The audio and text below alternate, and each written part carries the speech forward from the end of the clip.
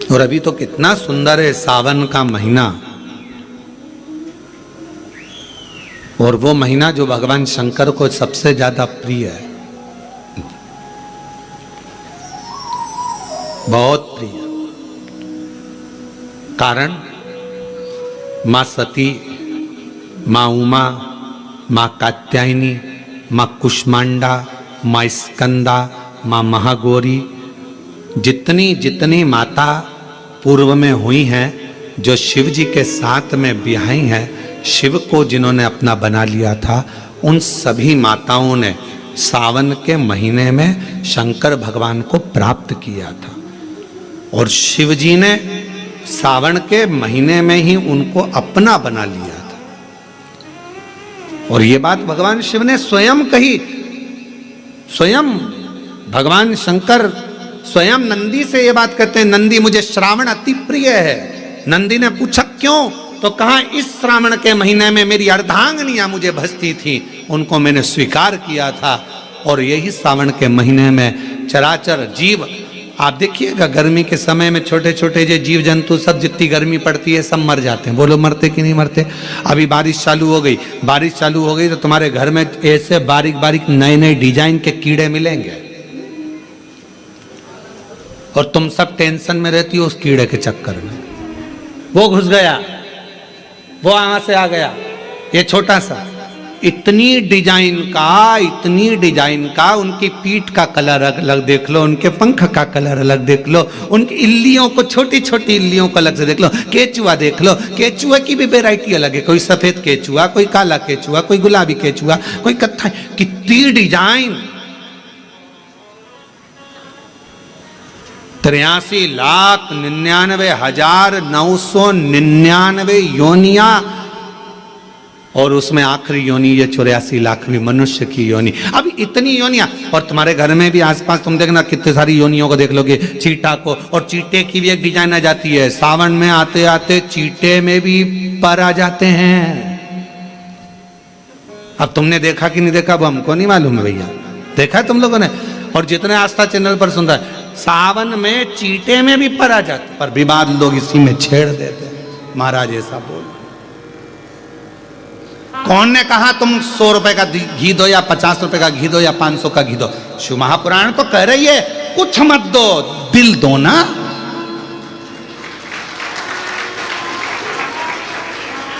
पर जैसा तुम खाते हो, कितना सुंदर कहा शिव महापुराण में, देसी गौ माता का एक चम्मच में 1 बूंद दूध पानी में मिलाकर शिव जी को चढ़ा दो। पर केमिकल का दूध, थैली का दूध, डब्बे का दूध, पॉलीथिन का दूध, भैंस का दूध शिव जी को मत चढ़ाओ।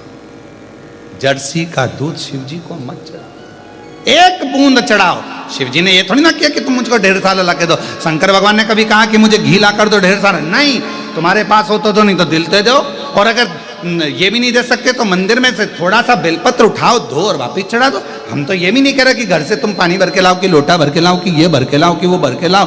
तुम तो खुद अपने दिल में मुझे भर के लियाओ और आके एक बेलपत्र उठा के मेरी चढ़ा दो, बस, और कुछ भी नहीं चाहिए। अब हमने तो कहा भैया 1 किलो घर का घी बांध दो, बादाम का हलवा बनाना है, और देवी जी बैठने वाली नवरात्र में, तो 1 किलो जोत लगाने का घी बांध दो।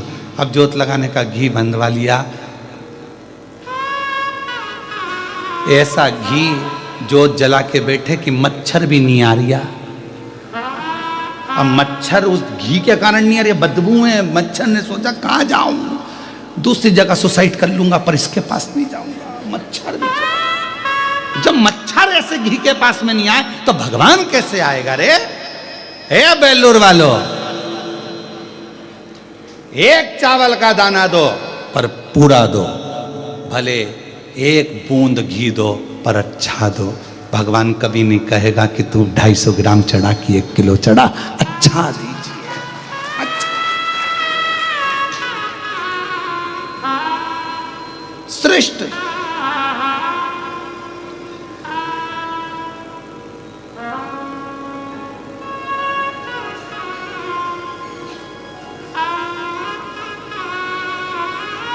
आज हम हमारे गुरुजी को केले से तोलेंगे और केले ऐसे लेके आए कि केले की लेला का पता ठिकाना नहीं मिला।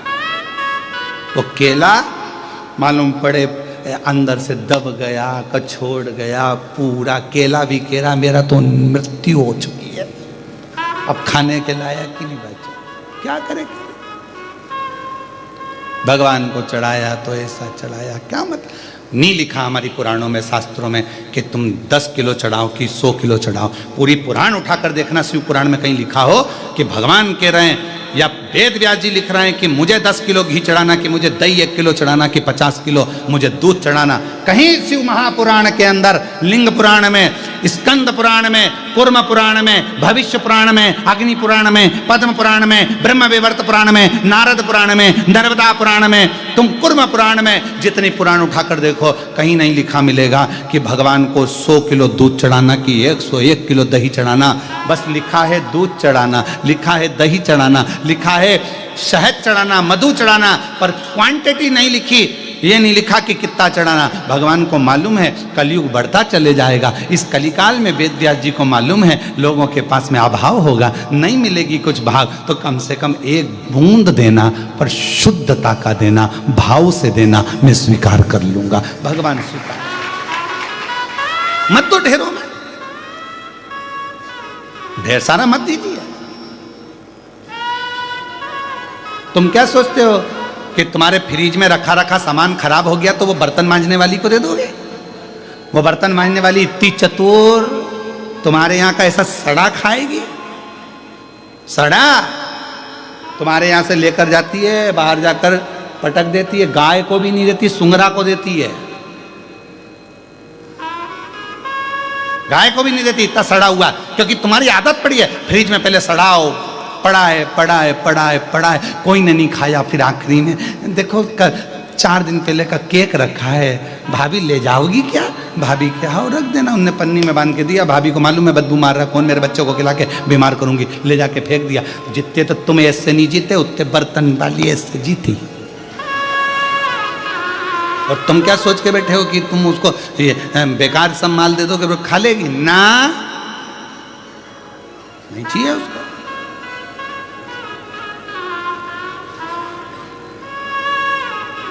परमात्मा को तुम सोचो झाड़ू वाला, बर्तन वाला, ये वाला, वो वाला, हम बेकार सामान दे दें, वो स्वीकार कर लेगा? नहीं चाहिए उसको, उसको चाहिए ही नहीं, उसको तो अच्छा चाहिए।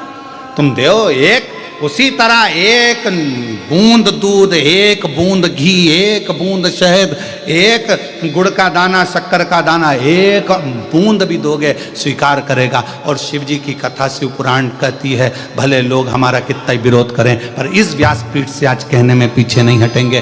कुछ भी नहीं है देने के लिए, तो अपना दिल परमात्मा को दे देना, पर नकली, गलत, बेकार भगवान को मत दो। भगवान को सड़ा गला बेकार बिल्कुल मत दो। उससे भगवान को ये लगता है कि हमारी निगाह में भगवान की भाव कितना है, कितना भाव, थोड़ा सा देर तक।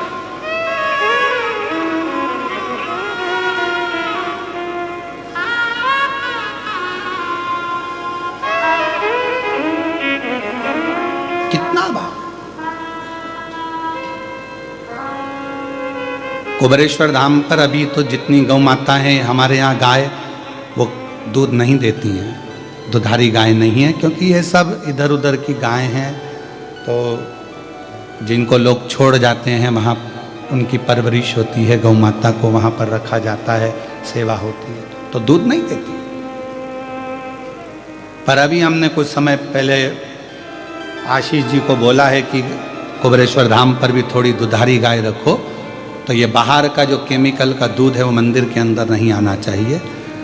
मंदिर में गौ माता का देसी गाय का दूध ही शिव जी को चढ़े, ऐसा प्रयास करें। बाहर का दूध अंदर आना बंद कर दिया, गौ माता का दूध ही वहां चढ़े, बस भले 1 बूंद चढ़े, पानी मिला रहे, पर उतना ज्यादा। और निवेदन है आपसे भी, जितने भी आप लोगों को कोई कहे कि भगवान को इतना सामान लगेगा, नहीं नहीं नहीं, भगवान को तो थोड़ा चाहिए, पर अच्छा दो, श्रेष्ठ दो। भजन करना है आपको आपको 10 भजन नहीं आते, एक भजन करो, 2 मिनट का करो। श्री शिवाय नमस्तु, श्री शिवाय नमस्तु। थोड़ा करो बस, बहुत है उतना, ज्यादा नहीं, बहुत उतने में हम लोग स्वीकार कर लें। कोई तुमसे कहे 24 घंटे भगवान का भजन करना पड़ेगा, 24 घंटे साधना करना पड़ेगा, 24 घंटे नेत्र बंद करके बैठना पड़ेगा, 24 घंटे भगवान का भजन करो, बिल्कुल कह देना हमारे पास टाइम नहीं है। 1 मिनट करो, 1 क्षण करो, बस उतना करो कि परमात्मा से निगाह मिल जाए। ये आज का समय और पुराने समय में कितना अंतर। पहले के समय में लड़की ट्रे लेकर आती थी, चाय की ट्रे रखती थी, लड़के से निगाह मिलती थी, ब्याह पक्का हो जाता था और सालों साल वो ब्याह चलता था। आज के ज़माने में लड़की को लड़के से मिलाओ, 1 घंटा बात कराओ, फिर होटल में मिलाओ, 2 घंटा वहाँ बात हुई, इसके बाद रिश्ता पक्का हो गया, मोबाइल पे रात को 3-3 बजे तक लगे रहे, फिर इसके बाद ब्याह पक्का हो गया, मालूम पड़े आखिरी में तलाक हो गया। क्या मतलब का? 1 क्षण भगवान से नेत्र मिलाओ, 1 क्षण परमात्मा का भजन करो, 1 क्षण उसके पास जाओ। जरूरी नहीं है कि कृष्णेश्वर बाबा के मंदिर में जाएंगे तो अंदर ही जाना जरूरी है, आप तो बाहर बैठकर उससे निगाह तो मिला लो, एक बार दिल से जाकर उसको दर्शन तो कर लो। तुम्हें अंदर जाने की जरूरत नहीं पड़ेगी, वो खुद बाहर आ जाएगा तुमसे मिलने के लिए। तुम दिल से उसको पुकारो तो पुकारो। रोज वो हितेश हमसे बोलता है, रोज बोले गुरुजी मंदिर में चले दर्शन करने के लिए, अंदर चले। हमने कहा इतने भक्त दर्शन करने आ रहे हैं, हमारे जाने से प्रॉब्लम होती है, लोग इकट्ठे हो जाते हैं, फिर अंदर जा नहीं पाते, लोगों को दर्शन सही से नहीं होता है। हम नहीं, हम बाहर से कर लेंगे, एक दिन चले गए, दर्शन हो गए, बाहर से कर लेंगे, बस वो खुद आए मिलने के लिए, खुद। भक्ति ऐसी, अपने कारण बहुत सारे लोग खड़े हो जाएं, लोगों को दर्शन नहीं हो, अपन बीच में बांधा पड़ो तो कितने सारे लोग अंदर ही अंदर कूड़े, बताओ कजन कौन आ गया, 4 घंटे से बैठा है, दर्शन तक नहीं करने दे रहा। अब इतने लोगों का दिल दुखाऊं शिव भक्तों का, तो ये कहाँ की बात। इसलिए तुम जाओ, अपन शिखर दर्शनम सर्व पाप नाशनम, शिखर में दर्शन करो, आनंद। क्या VIP कल्चर में जाना। कहाँ मिलेंगे? और मैंने ढूंढा देश तमाम, भोला कहाँ मिलेगा, कहाँ मिलेगा, कहाँ मिलेगा, ओ कहाँ मिलेगा, कहाँ मिलेगा, कहाँ मिलेगा, मुझे एक जरूरी काम भोला कहाँ मिलेगा। ढूंढा, भीतर देखो, भीतर मिलेगा, ज्यादा में नहीं थोड़े में देखो मिलेगा। श्रेष्ठता। डनलप का गद्दा मिल जाए पर नींद को तरसे नैन, एसी का रूम मिल जाए और नींद को तरसे नैन। और कोई कोई ऐसा होता है कि कांटों पर भी सोकर आता उसके मन को चैन। कोई कोई सब रात को 1 गिलास केसर का दूध भी पी गए। डनलप का गद्दा भी है, ऐसी भी लगा है, पंखा भी चल रहा है, मालिश भी करवा ली, पाँव की, हाथ की, कमर की, सिर की, तो भी रात को नींद नहीं आ रही। क्यों?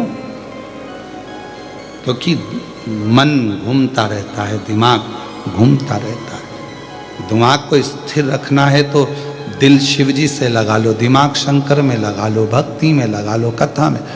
रात को प्रयास करो, कथा को हेडफोन में लगाओ और कथा सुनते सुनते जो नींद आएगी ना, ऐसा लगेगा सियोर वाला महाराज लोरी सुना रहा है। सुनो, कई लोग तो कथा में सो जाते हैं आकर के, नेत्र में नींद आ जाती है, ऐसा लगता है महाराज जी सियोर से केवल लोरी सुनाने आए। कई लोगों को आ जाती है, 2-3 बार तो यूज कर ले। और पड़ोसन पूछे कि ये क्या कर रही है? कुछ नहीं, भगवान भाग रहा था तो बुला रही हो। बुला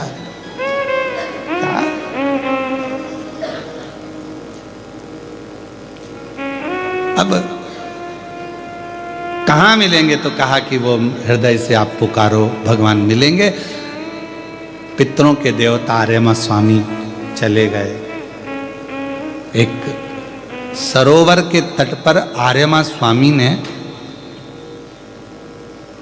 पितरों के देवता आर्यमा स्वामी ने भगवान शिव के लिए एक सुंदर आनंदमय भगवान शंकर का एक पार्थिव शिवलिंग का निर्माण करा। एक बेलपत्र आर्यमा स्वामी ने उस शिवलिंग पर समर्पित करी और ध्यान लगाकर आर्यमा स्वामी बैठ गए। आर्यमा को मालूम नहीं था कि आज प्रदोष है। आर्यमा को मालूम नहीं है कि आज प्रदोष है। और फिर निवेदन करूं, पितृपक्ष की प्रदोष के दिन, पितृपक्ष में जो प्रदोष आती है, उस प्रदोष के दिन यदि एक चावल का दाना, एक बेलपत्र और एक लोटा जल कोई दिल से बाबा को चढ़ा देता है, प्रदोष काल में घी का दिया लगा देता है, उसके पूर्वजों को पिंड अपने आप प्राप्त हो जाता है, तर्पण अपने आप मिल जाता है। उसको नहीं मालूम कि प्रदोष है। आर्यमा स्वामी के स्मरण में नहीं था कि आज तो वो दिन है जिस दिन मेरे शंकर भगवान पार्वती और के साथ में वर प्रदान करते हैं, आनंद प्रदान करते हैं। मैं समझना है। चले, आर्यमा स्वामी ने पार्थिव लिंग का निर्माण किया और बैठ गए। शंभु शरणे मांगो घड़ी दुख दया करीन दर्शन ओ शंभु शरणे मांगो घड़ी दुख दया करीन दर्शन। भगवान रमे स्मरण में, आनंद में, चित्त में। और भगवान शिव का पार्थिव शिवलिंग का निर्माण कर लिया, पूजन करने के लिए बैठ गए।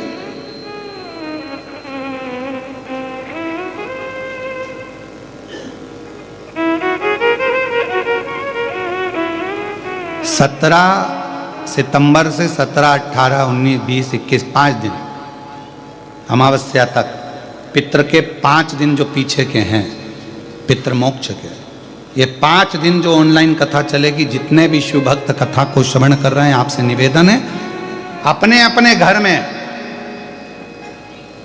ये 5 दिन की जब कथा चले 17 से 21 तक, तो एक चावल का दाना अपने साथ लेकर कथा सुने, या अपने पूर्वजों का फोटो रखकर कथा सुने, या परिंडे के पास में एक दिया लगाकर कथा सुने, या भगवान शिव का स्मरण कर कर एक चावल का दाना लेकर कथा सुने।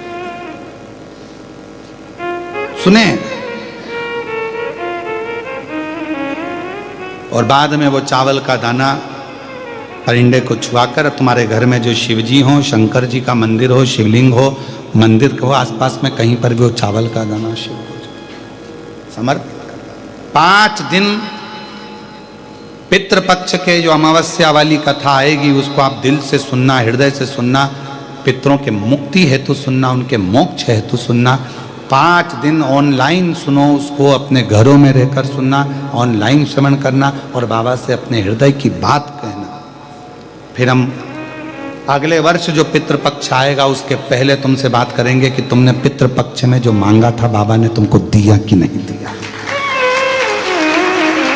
17 तारीख से जो ऑनलाइन कथा होगी, ये तो कथा आज विराम हो जाएगी 15 तारीख को, 17 से जो चालू होगी उसका स्मरण, पितरों की शांति के घर में रहकर ऑनलाइन उसको श्रवण कर। कितना फल है उस कथा का, लाभ। और यदि आप लोग अपने पूर्वजों का फोटो रखकर कथा सुन रहे हो तो एक नंबर हम आपको वहां पर देंगे, उस नंबर पे आप अपने फोटो भी डालना, हम उसको टीवी पे भी दिखा देंगे कि आप लोग कथा तो सुन रहे हो। हम आस्था वालों से बात करेंगे इसके लिए, वो आपको दिखाएंगे, श्रवण कराएंगे। कि आप लोग भाव से कथा का तत्व ग्रहण कर रहे हो, स्मरण कर रहे हो।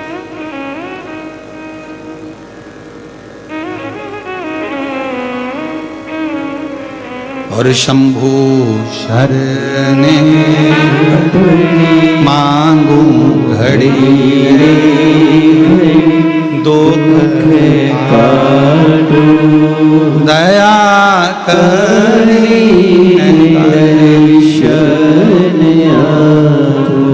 जितने भाव से आप कथा का तत्व, एक पत्र अच्छा है।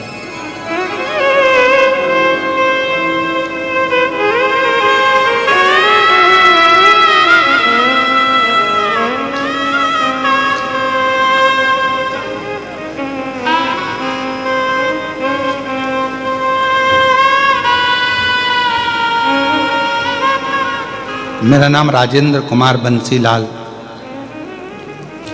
लखाटे। मैं बाबा की कृपा का क्या वर्णन करूं गुरुदेव। 6 साल यहाँ वहाँ नौकरी करता रहा। बाबा से केवल एक बार प्रार्थना करी कथा के अंदर, और बाबा ने आज मुझे संभाजी नगर में ही, छत्रपति संभाजी नगर में ही प्रशासकीय अधिकारी के पद पर नियुक्त कर दिया। मैं बाबा को यहाँ प्रणाम करने के लिए, कहीं बैठे हो तो अंदर आकर एक बेलपत्र ले सकते हैं, जहां बैठे हो आ सकते हैं। गुरुजी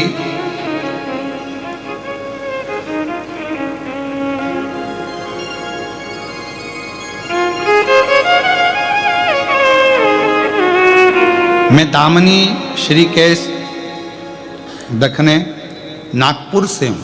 मेरे पति औरंगाबाद में एयरपोर्ट पर ATC के पद पर कार्यरत हैं। मेरे पति जी का ट्रांसफर कर्नाटक के पर हो गया था। हम लोग कर्नाटक में रहे तो वहाँ शिव मंदिर में प्रवेश नहीं करने देते। किसी ने आपके बारे में बताया, कहीं बैठे हों तो आ सकती हैं। दामनी श्रीकेश दखने नागपुर से। फिर हमने भगवान शिव का घर में ही पूजन अर्चना करना प्रारंभ करा, और भगवान की ऐसी कृपा हुई गुरुदेव कि सोचा भी नहीं था, शिव से जो जो मांगते मेरा शंकर वो मुझे प्रदान कर देता। गुरुदेव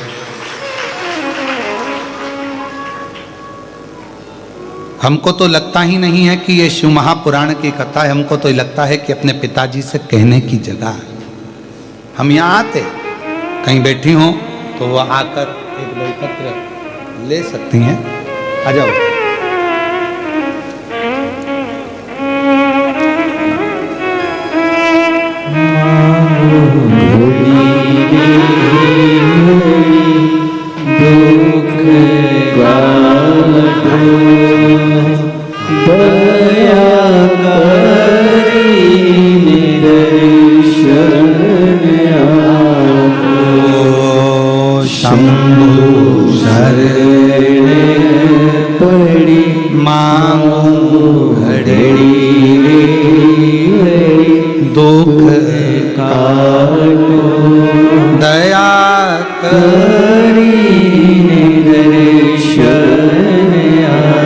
शिव कथा कह रही है, भगवान शंकर का पवित्र चरित्र वर्णन कर रहा है, शिव तत्व का।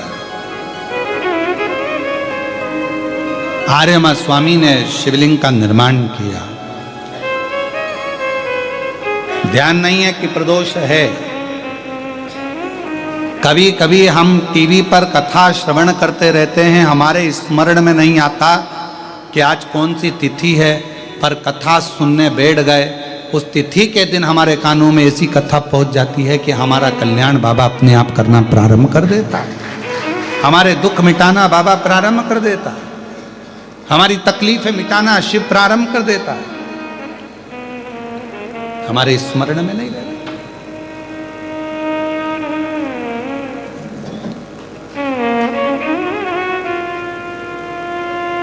ध्यान नहीं आ पाता कभी कभी। शिव कथा कर रही है। आर्यमा स्वामी ने जैसे ही शिव जी की आराधना करी, भगवान शंकर, अब गणेश जी ने गलत कहा था क्या? तुम्हें कहीं नहीं जाना है, तुम क्यों जाओ, क्यों भटको, क्यों भटको? तुम तो शंकर का स्मरण करो, शिव को भजो, जहां बैठकर भजोगे वहीं मिलेगा। आस्था चैनल के सामने बैठकर कथा सुन रहे हो तो भी फल मिलेगा, मोबाइल पर कथा सुन रहे हो तो भी फल मिलेगा, और कथा के पंडाल में बैठकर कथा सुन रहे हो तो भी फल मिलेगा, तुम जहां बैठे। ये शंकर की कथा है, शिव महापुराण कथा है। शंकर हर जगह है। श्वास में शिव, श्वास निकल गई तो शव। श्वास है तो तुम शिव हो, श्वास निकली तो तुम शव हो। तो श्वास जहां चल रही है वो शिव ही है। इसलिए शंकर को कहीं ढूंढने मत जाओ, कहीं मत ढूंढो। उनको ढूंढने जाने की जरूरत नहीं है। भोला कहाँ मिलेगा, और मैंने ढूंढा देश तमाम, भोला उज्जैनी ढूंढा, काशी ढूंढा, कहाँ मिलेगा। उज्जैनी ढूंढा, काशी ढूंढा, कहाँ मिलेगा। अरे एक जरूरी काम भोला कहाँ मिलेगा। मुझे एक जरूरी काम भोला कहाँ मिलेगा। ढूंढा। गणेश जी ने कह दिया कहीं मत जाओ, बैठ गए एक जगह पर, बना लिया पार्थिव लिंग। पार्थिव लिंग का निर्माण कर लिया। अब ये पार्थिव लिंग का निर्माण करना, ये भी तो वही भाव आ गया, कंकर में शंकर को ढूंढ लेना। कण कण में शिव है, पार्थिव बनाया बालू से, मिट्टी से, रेत से, कण कण में शिव है, उसी में तो ढूंढा है।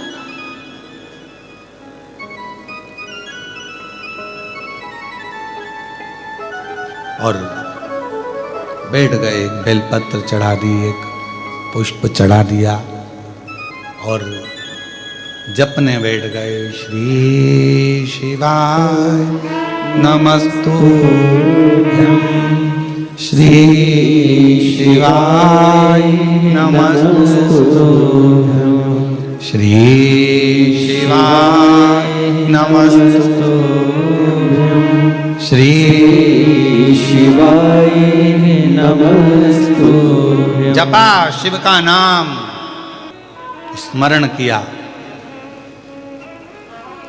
आर्यमा स्वामी ने ओम नमः शिवाय, ओम नमः शिवाय, ओम नमः शिवाय, ओम नमः शिवाय, ओम नमः शिवाय जप रहे हैं, जपा रहे हैं।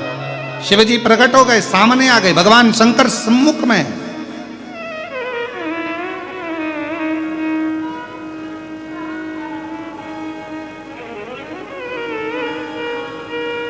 और भगवान शंकर सामने, मांगो क्या चाहिए। आर्यमा स्वामी कहने लगे, प्रभु जी बड़ी कृपा करिए। गणेश जी बिल्कुल सत्य कहे थे, ढूंढने जाने की जरूरत नहीं है, भगवान को बस एक जगह पर बैठकर भज लो, परमात्मा मिल जाता। क्यों भटक रहे हो, काहे के लिए जा रहे हो, कहाँ जा रहे हो, एक जगह बैठकर उसको भजो, मिलेगा। मिलन का, मिलने की भीतर से अग्नि बहुत तीव्र होना चाहिए, मिलन की अग्नि, तो परमात्मा मिलेगा। आप किसी के लिए सोच के बैठ जाओ, प्रैक्टिकल करना, तुम किसी के लिए सोच के बैठ जाओ, मुझे इससे मिलना है, मुझे इससे मिलना है, मुझे इससे मिलना है, मिलोगे।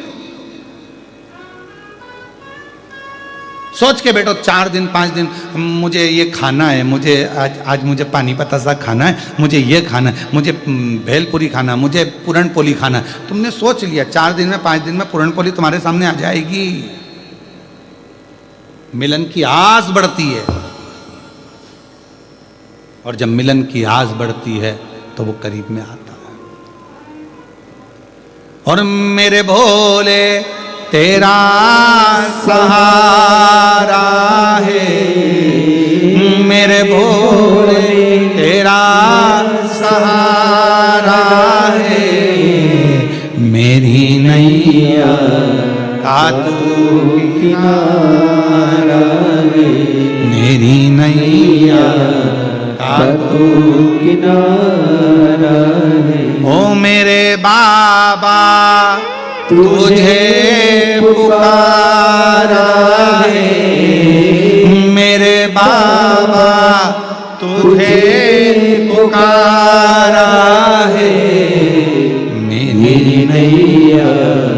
का तू किनारा है, मेरी नैया का तू किनारा है।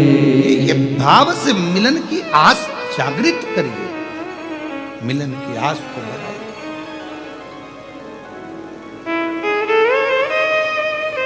क्या चाहिए बाबा? आर्यमा स्वामी कहते हैं कि मैं पितृपक्ष में जहां जहां गया, ब्रह्मलोक, नारायण लोक, वैकुंठ लोक, इंद्र के पास गरुण वरुण सब दूर घूमी आया, सबने मेरा आदर करा, सबने मुझे खूब माल खिलाया, पर अब मेरा मन पितृपक्ष में ये आपकी भूमि मृत्यु लोक में आया हूं, आपके धाम में आया हूं।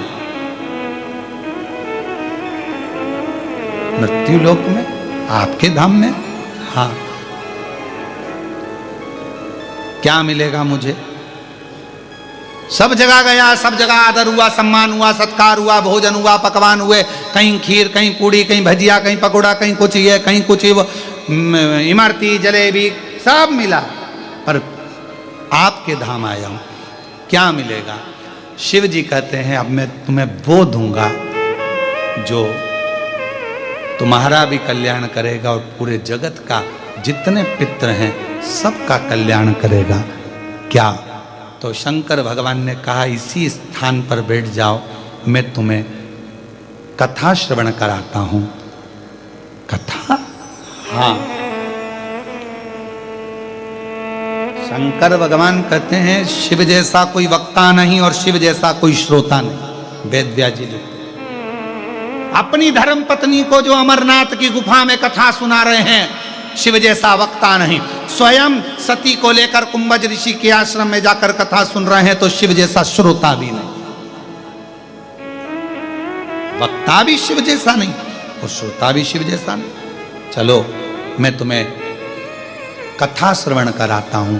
भगवान की कथा में आर्यमा स्वामी को ऐसा डुबो दिया, राम नाम, कृष्ण नाम, शिव नाम में ऐसे डूब गए, और आर्यमा स्वामी आखिरी में फिर वहां से जाने लगे तो शिव कहने लगे अगर पितृपक्ष में मृत्यु लोक में कहीं शिव महापुराण की कथा का रसतत्व शिव भक्त के मुख से सुनने को मिल जाएगा, आर्यमा स्वामी जो जो श्रवण करेगा उसके पूर्वज, उसके पितृ तर जाएंगे, उनका मोक्ष हो जाएगा। आर्यमा स्वामी ने जो सी कथा सुनी, वचन दिया, अगर पितृपक्ष में कोई भगवान की अविरल कथा का रसतत्व शिव महापुराण को धारण करेगा, सुनेगा, सुनाएगा, भाव से मनन चिंतन करेगा, आर्यमा स्वामी कहते हैं उनके पूर्वजों को मैं स्वयं मुक्त कर दूंगा, स्वयं मुक्त, स्वयं। और अटका हुआ मेरा सारा काम हो गया, अटका हुआ मेरा सारा काम हो गया, काशी वाला मुझ पे मेहरबान हो गया, अटका हुआ मेरा सारा काम हो गया, अटका हुआ मेरा सारा काम हो गया। ये आप लोगों से करें जितने आस्था पर सुन रहे हैं, जितने फेसबुक यूट्यूब पर सुन रहे हैं, जितने पंडाल में बैठकर कथा श्रवण कर रहे हैं, कृष्णेश्वर बाबा की भूमि से जितने लोग कथा सुन रहे हैं, उनसे कहना है तुम्हारा जो काम अटका है आज वो पूर्ण हो गया। अटका हुआ मेरा सारा काम हो गया, अटका हुआ मेरा सारा काम हो गया, वो काशी वाला मुझ पे मेहरबान हो गया, वो काशी वाला मुझ पे मेहरबान हो गया, अटका हुआ मेरा सारा काम हो गया, अटका हुआ मेरा सारा काम हो गया, वो डमरू वाला मुझ पे मेहरबान हो गया, वो डमरू वाला मुझ पे मेहरबान हो गया, वो काशी वाला मुझ पे मेहरबान हो गया। बस उसका भजन, उसका स्मरण हमारे सारे कार्यों को सफलता दे।